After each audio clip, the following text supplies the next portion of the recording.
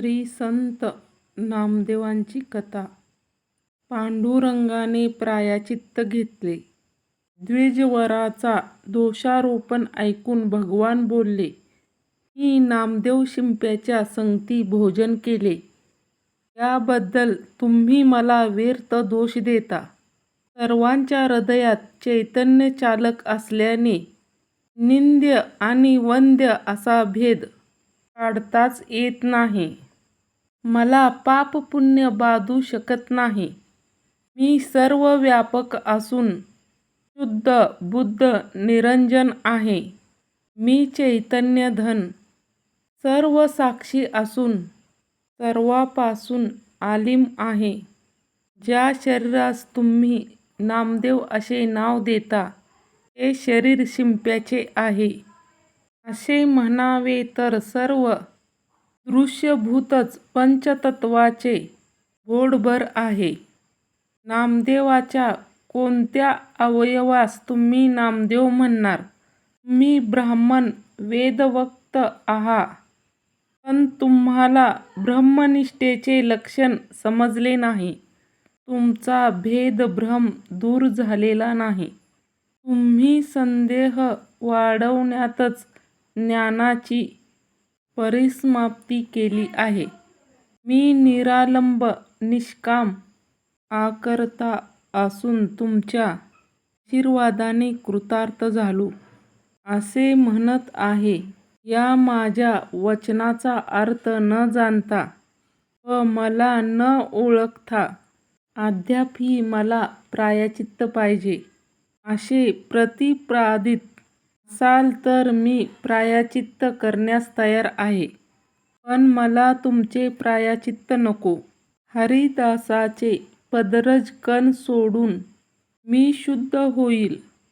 तुमचे चरणतीर्थ आणि भक्तिसेवा हा वाचून कोणतीही अन्य साधने मी निष्फळ मानतो. माझे भक्त किंवा मला जाणणारे ज्ञानी यांनाच मात्र मी जाणतो. भक्त माझे अंतरंग आहेत. धर्म अर्थ काम आणि मोक्ष या चारी पुरुषार्थाकडे माझे भक्तजन डुक्कुनी पाहत नाहीत. त्यांना चारी मुक्ती देखील तुच्छ वाटतात. इंद्रपदाचे सौख्य देखील माझ्या भक्तांना क्षुद्र वाटते. माझ्याखेरीज ते अन्य कशाचेही चिंतन करीत नाहीत. या कारणाने मला त्यांच्या ठिकाणी अक्षय वास करावा लागतो. मी सच्चिदानंद परमात्मा सर्वदा भक्ताधीन आहे असा माझा लौकिक आहे. मला भक्ताचे फार वेड आहे. भक्ताचे उच्छिष्ट हे माझे जीवन आहे. संतजनाची भेट हीच माझी दिवाळी होय. नाम्या शिंपी हा सर्वश्रेष्ठ भक्त असल्यामुळेच मी त्याचे उष्टे खाल्ले. यात मला दोष कसा लागतो? भगवंताचे भाषण श्रवण करून ब्राह्मणांनी उत्तर केले, तू साक्षात परत्पर परमात्मा आहेस. आम्हास समजते. तरी पण वर्णाश्रम धर्मास अनुसरूनच ज्याने त्याने आपला आचार राखला पाहिजे अशी वेदाची आज्ञा नाही काय?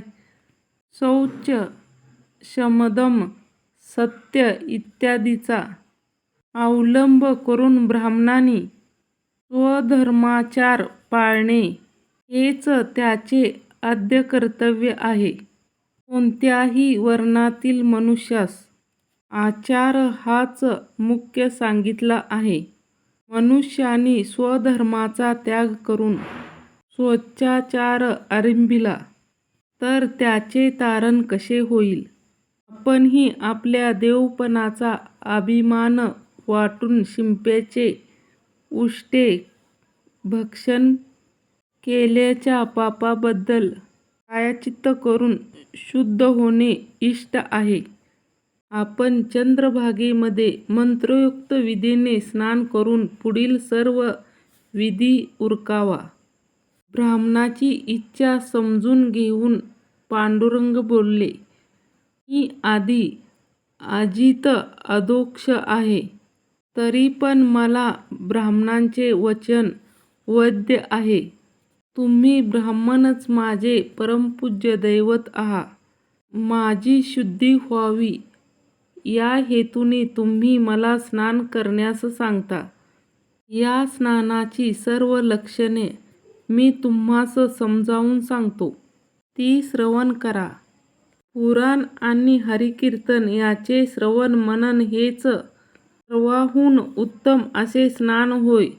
अनुभव निधिध्यास आत्मसाक्षात्कार यापेक्षा वरिष्ठ असे दुसरे कोणतेही स्नान सांगितले नाही.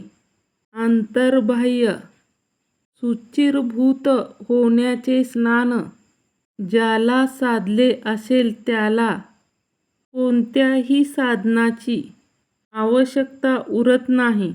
सर्व इंद्रिये ताब्यात ठेवून ज्याने वासनेचा अपशन केले त्याला कोणत्याही अनुष्ठानाची जरूर नाही. भूतमात्राच्या ठिकाणी करुणा ठेवणे हे सर्वात वरिष्ठ स्नान आहे. उदकाच्या योगाने नुसता शरीराचा मळ काढणे हे खरे शुद्धी स्नान नव्हे, ती नुसती लौकिकार्थ अंघोळ होय. विवेक आणि वैराग्य याच्या योगाने कामादी स्वयंभू विकाराचा नाश करणे हीच शुद्धी होय. आंघोळीने साधत नाही. साधक जनाची खरी चित्तशुद्धी संत संगाच्या योगानेच होते. ज्याच्या वाचेस रामकृष्ण गोविंद या नावाचा नित्य-चाळा लागला त्याचे पापक्षालनार्थ तेच नामगीत हे प्रायश्चित्त होय.